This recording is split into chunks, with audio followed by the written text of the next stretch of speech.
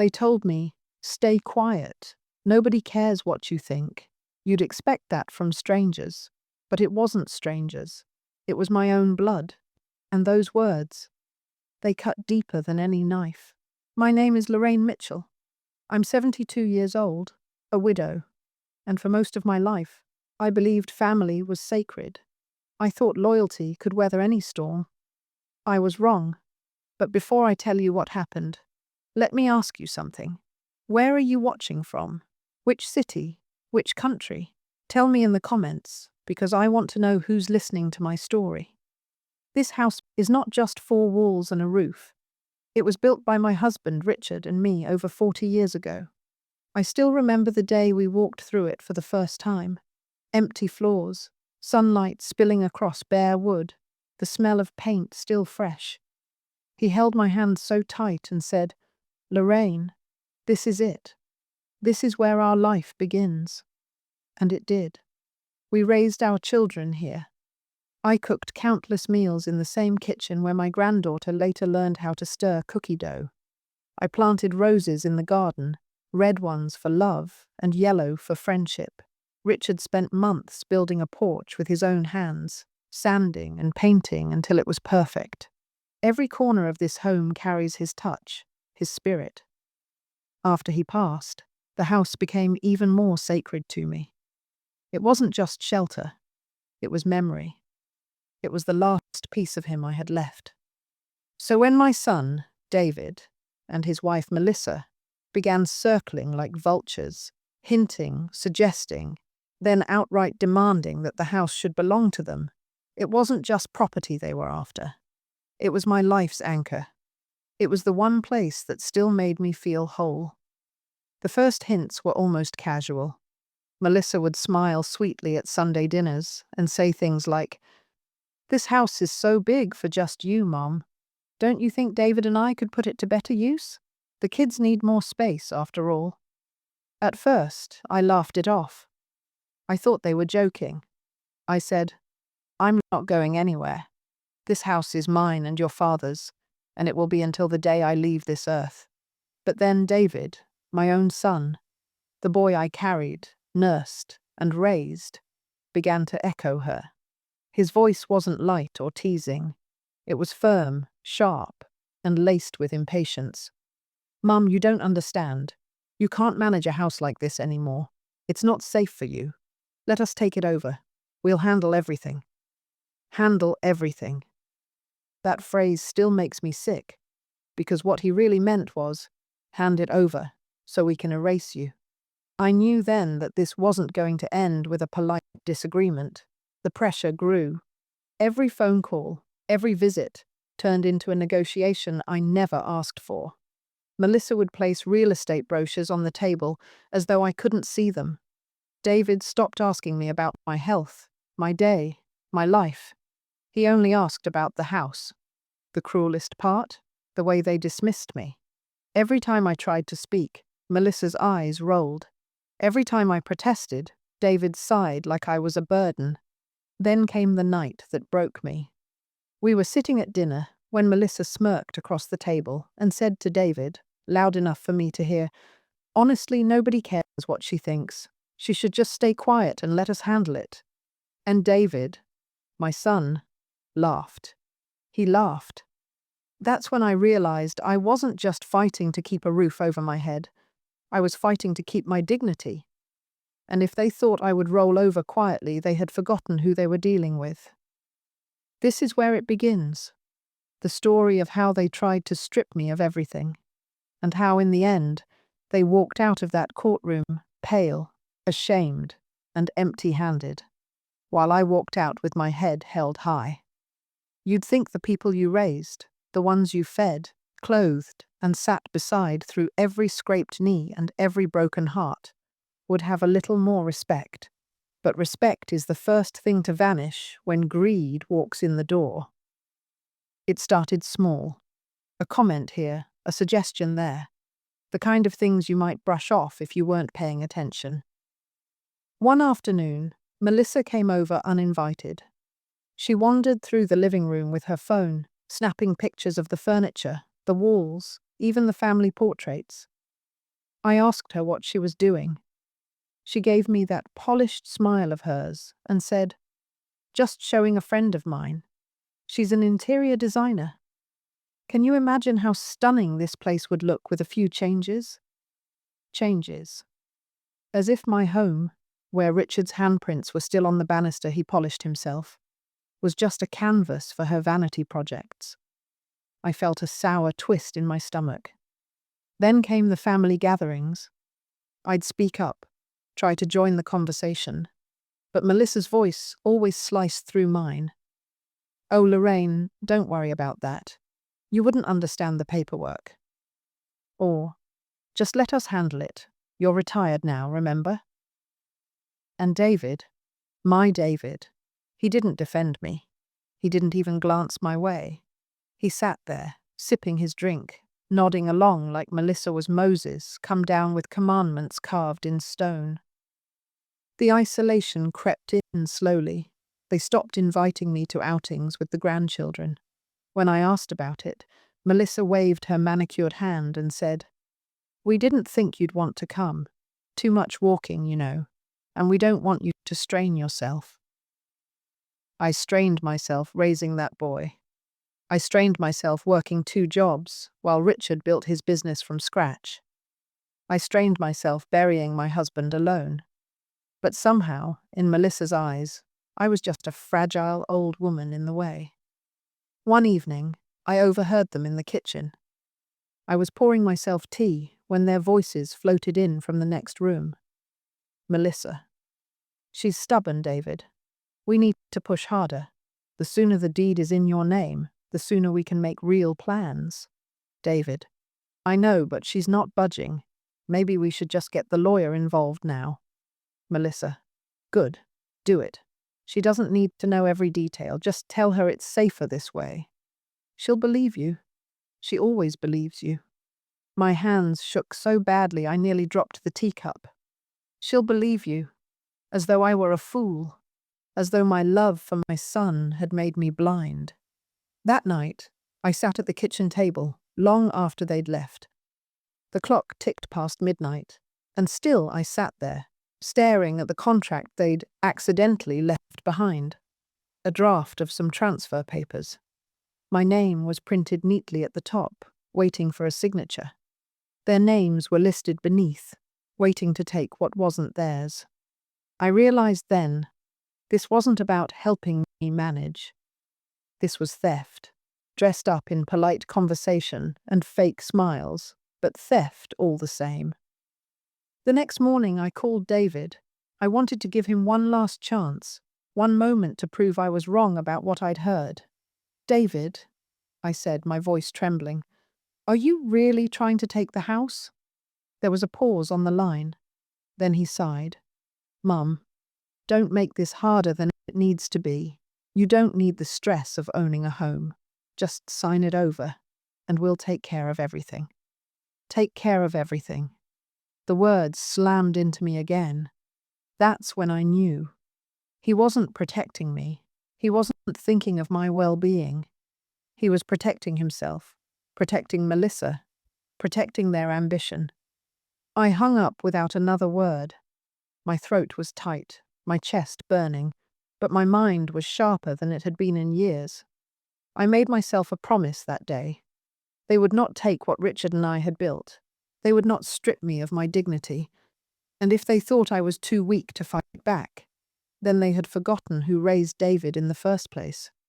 This wasn't going to be a battle of words over dinner. This was going to be war. And in war, I had one advantage they didn't know about. I still had the original deed, tucked away safely, signed decades ago. My name was on it, mine alone. The storm finally broke on a Sunday evening. I had just finished setting the table, roast chicken, mashed potatoes, green beans, the way David used to love them as a boy. For a brief moment, I thought maybe, just maybe, we could sit down as a family and share a meal without the shadow of that cursed house looming over us. But Melissa never let peace linger. She walked in wearing that smug smile, heels clicking across my hardwood floor like a countdown to disaster.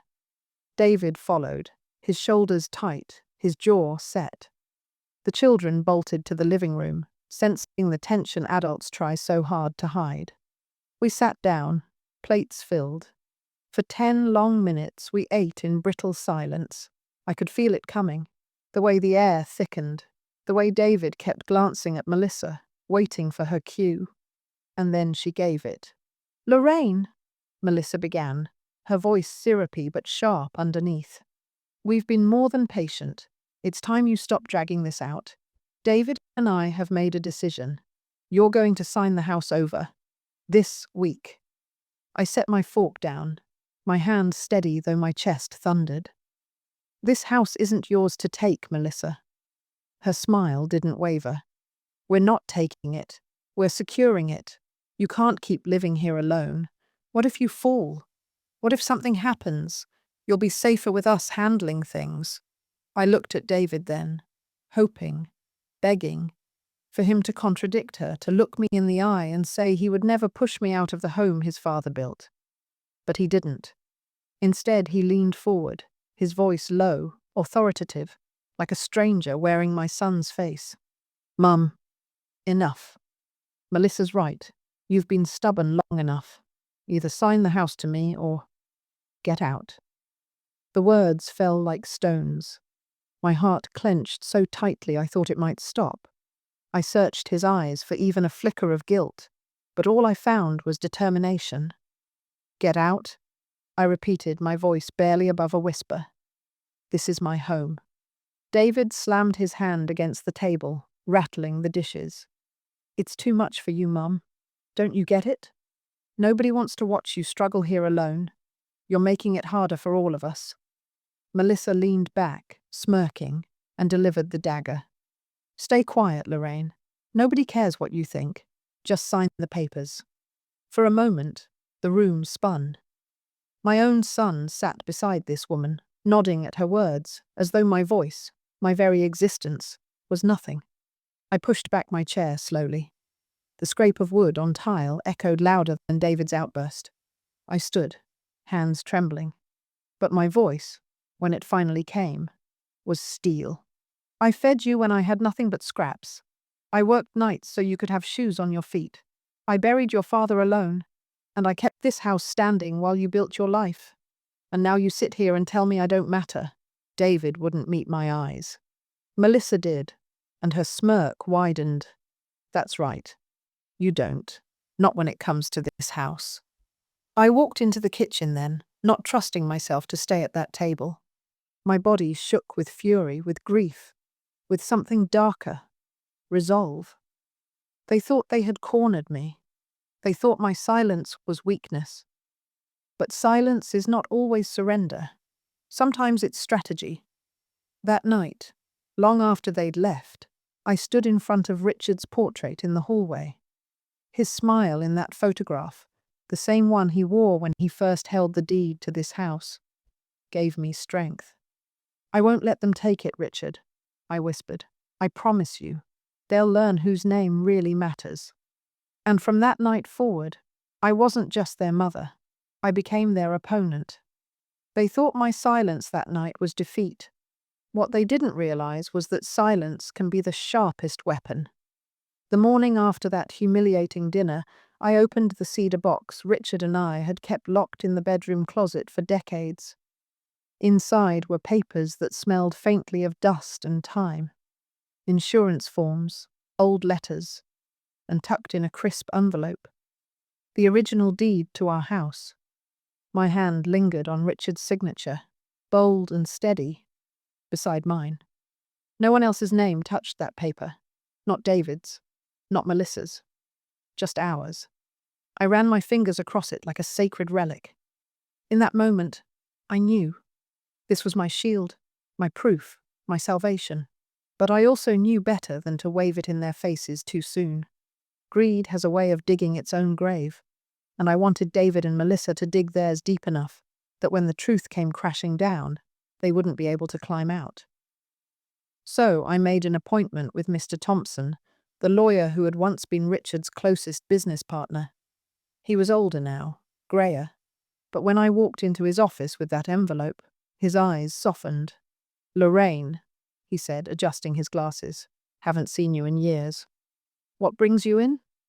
I laid the deed gently on his desk. "Trouble," I said, "and the kind only family can cause." He studied the paper, then looked at me with a kind of grim respect. "This deed is airtight. You're the sole owner. What are they trying to do?" So I told him about Melissa's manipulation, David's ultimatum, the humiliation at the dinner table. By the end, his jaw was set. They can scream, they can threaten, they can even try to forge papers. But unless you put your signature on something new, this house is yours. No court in this state will say otherwise. I exhaled a breath I hadn't realized I was holding. Relief, yes, but also a spark of something hotter. Defiance. "Let them come," I said. "Let them push harder. I'll be ready." Mr. Thompson nodded. "Keep everything they send you. Every text, every paper they slide across your table. It'll only help your case when the time comes." I left his office lighter, though my heart still ached. Because here's the truth. I didn't want to fight my son. I didn't want a courtroom or a scandal. I wanted my family back. But sometimes you have to choose between being loved and being respected.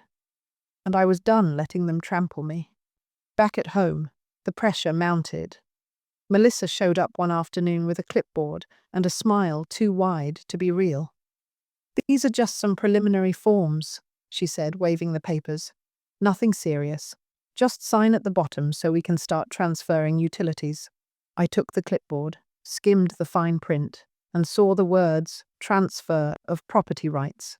My stomach knotted, but I smiled back sweetly. "I'll look it over later," I told her, handing it back. Her smile faltered. "No need, Lorraine. It's just a formality, trust me." "Melissa," I said quietly, "I'm too old to trust anyone without reading every word." Her eyes narrowed just a fraction. She knew she hadn't won. Not yet. The calls from David came next. "Mum, Melissa said you're being difficult. Why can't you just sign? It'll make everything easier." "Easier for who?" I asked. "For everyone," he snapped. Then softer. "For me." That was the moment it sank in. He wasn't just Melissa's puppet. He wanted this too. My son. My flesh and blood. It broke something inside me, but it also steeled me. Because if he was willing to betray me for a house, then I had nothing left to lose by fighting back. So I gathered everything. I printed texts. I saved voicemails. I kept copies of every so-called form they pushed my way. Each one went into a neat folder I tucked beside the deed in Richard's cedar box. They thought I was old, fragile, easy to manipulate. What they didn't know was that I had just turned their every move into evidence. And while they plotted to corner me, I was quietly building the case that would destroy them. The letter came in a crisp white envelope. Summons to appear. My own son had dragged me into court. I sat at the kitchen table, the paper trembling in my hands. For a moment I felt a stab of sorrow so deep it stole my breath. Courtrooms were for criminals, not for mothers and sons, not for families. But apparently that's exactly where we belonged now. The day of the hearing, I dressed carefully. Navy skirt, cream blouse, the pearl necklace Richard had given me on our 25th anniversary. I wanted to look steady, composed, not a frail woman they could shove aside. I walked into that courthouse with my back straight, my folder of documents clutched tightly under my arm. The room buzzed with low conversation, the sound of heels on tile, the shuffle of papers. David and Melissa were already there, sitting at the plaintiff's table. Melissa's lips curled in a triumphant smile when she saw me. David didn't look at me at all. I took my seat quietly. My lawyer, Mr. Thompson, leaned in.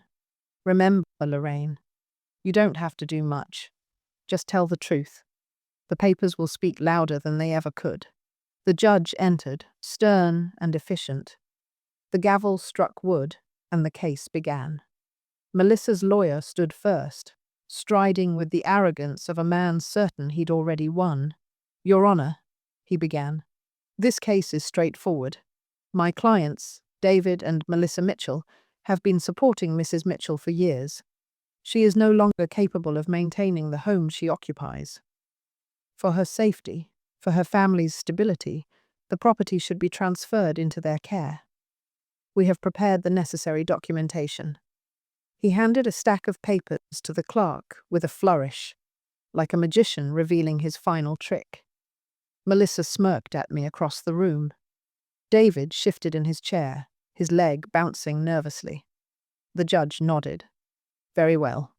And what does the defense have to say?" Mr. Thompson rose, calm as ever. "Your Honor, this case is indeed straightforward, but not for the reasons presented. The question before us is simple. Who owns the house?" The judge's eyes flicked to me. "Mrs. Mitchell, do you have documentation of ownership?"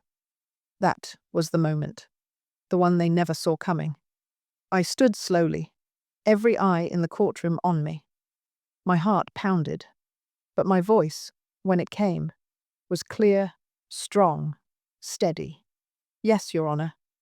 I opened my folder and pulled out the envelope I had guarded like treasure. My fingers didn't shake as I laid the original deed on the clerk's table. The very deed Richard and I had signed all those years ago. The clerk's eyes scanned the paper, then widened slightly. He handed it to the judge, who studied it for a long moment before speaking. "This deed clearly lists Lorraine Mitchell as the sole owner of the property. No transfers, no co-signers, no amendments." Gasps rippled through the courtroom. Melissa's smirk vanished. David's face drained of color, his mouth opening and closing like a man grasping for air. The judge's gaze sharpened. "Mrs. Mitchell, do you dispute the claim that you cannot manage the property alone?" I lifted my chin. "With respect, Your Honor, I have lived in that house for over 40 years. I've managed it through storms, repairs, and loss. I buried my husband there. I raised my children there. I have managed just fine, and I will continue to." The judge nodded, his expression unreadable. Then he turned to David and Melissa. "Do you have any evidence that contradicts this deed?" Melissa sputtered. Well, she said she would." David finally spoke, his voice cracking. "She promised us. She said she'd sign it over." The judge's voice boomed. "Verbal promises do not override legal ownership, Mr. Mitchell. Unless you can provide documentation signed by your mother, this case has no merit." Silence. Dead. Heavy silence. I looked at them then. My son and the woman he'd chosen over his own mother. They had tried to strip me of my home, my dignity. And now, in front of strangers, the law had spoken louder than either of them ever could. Melissa slumped back in her chair, pale and furious. David covered his face with his hands. And I simply sat down, my pearls cool against my skin, my head held high. But what none of them knew was that this wasn't over. Not yet. Because tucked in that folder, alongside the deed, I had something else. Something that would turn humiliation into exposure. The judge was already preparing to dismiss the case when Mr. Thompson rose again. "Your Honor," he said smoothly, "before we conclude, there's one more matter that should be brought to the court's attention." Melissa's head snapped up. David stiffened. I could almost hear their thoughts screaming. What else could he possibly have? Mr. Thompson held up another folder. Thicker, heavier than the one with my deed. He handed it to the clerk, who brought it to the bench. "These," Mr. Thompson said, his voice steady, "are documents my client received from her son and daughter-in-law in recent weeks. Drafts of property transfer forms, allegedly presented as preliminary or routine. However, when we examined them closely, we found inconsistencies." The judge adjusted his glasses, flipping through the stack. His brow furrowed. "Inconsistencies?" he asked. Mr. Thompson nodded. "Yes, Your Honor. Specifically signatures that appear forged, legal language altered to favor the plaintiffs, and dates that predate any supposed consent from my client. In short, fraud. The word cracked through the courtroom like thunder. Melissa leapt to her feet. That's a lie. We never— Sit down, the judge barked. David's face was white as parchment, sweat beading at his temple. He leaned toward Melissa, whispering urgently, but she shoved his hand away, eyes blazing. The judge turned another page, his lips pressing into a thin line. Then he looked up, his gaze heavy. Mr. Mitchell, Mrs. Mitchell, did you knowingly attempt to file fraudulent paperwork to obtain this property? David stammered. I didn't know, I thought— Melissa cut in, her voice shrill. We were just trying to make sure the house was protected. She said she couldn't keep up anymore. My hands curled into fists in my lap. They lied so easily. They always had an excuse ready, always a way to twist the knife and then say it was for my own good. Mr. Thompson wasn't done. Your Honor, if I may, I'd like to direct your attention to Exhibit C. That page shows a signature that was allegedly Mrs. Mitchell's. But as you can see, the handwriting analysis indicates it was traced from an older document. In other words, copied. A forgery. The judge studied it for a long moment, then slammed the folder shut. His voice cut through the air, sharp as a blade. This court does not tolerate fraud, not from strangers, and certainly not from family members attempting to exploit their own mother. Consider yourselves fortunate I am not referring this immediately for criminal prosecution. Gasps rippled through the courtroom. Melissa's face twisted, caught between fury and panic. David sat frozen, his hands gripping the edge of the table so tightly his knuckles went white. For the first time I felt no sorrow, no pity, only clarity. I rose, my voice steady. Your Honor, all I wanted was peace. I wanted my son to respect what his father and I built. Instead, he tried to steal it. And she— I pointed at Melissa, who flinched, encouraged him to do it. Melissa spat. You selfish old witch. Enough, the judge roared. The gavel struck hard against the block. Another outburst like that, and I will hold you in contempt. The silence that followed was heavy, suffocating. Finally, the judge turned back to me. His tone softened. Mrs. Mitchell, the deed is yours. It always has been. The court recognizes your sole ownership, and this case is dismissed, with prejudice. That means they cannot file it again. With prejudice. Final. Irrevocable. I sat back down, and for the first time in months, I felt the weight lift off my shoulders. Across the aisle, Melissa's face was twisted in fury, her mask shattered. David slumped in his chair, staring at the table as though he couldn't bear to meet my eyes. They had tried to erase me. Instead, they erased themselves. The judge's gavel struck once more. Case dismissed. Ownership remains with Mrs. Lorraine Mitchell. The words rang through the courtroom like church bells on a Sunday morning. Clear, final, undeniable. I sat still, my hands folded neatly in my lap. For months, they had tried to break me.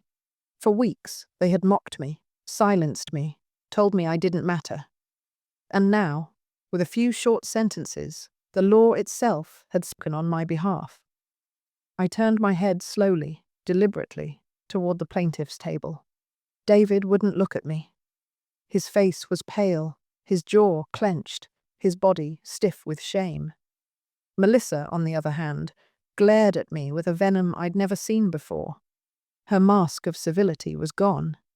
What sat in its place was raw hatred, sharp and poisonous. But I didn't feel hatred in return. Not anymore. What I felt was colder, steadier, vindication. As the judge stood to leave, Mr. Thompson gathered the papers, sliding the deed back toward me. He whispered, "You did well today, Lorraine. Very well."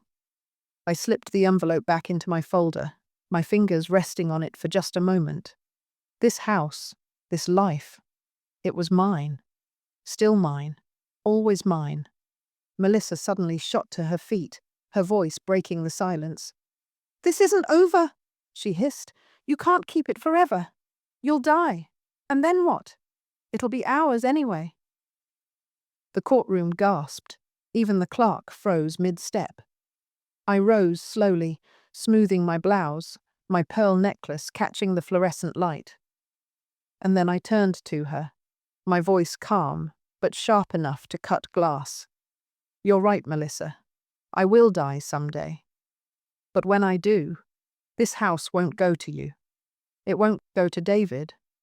It'll go to someone who remembers what love and respect mean, not someone who spits on it." Melissa's face blanched.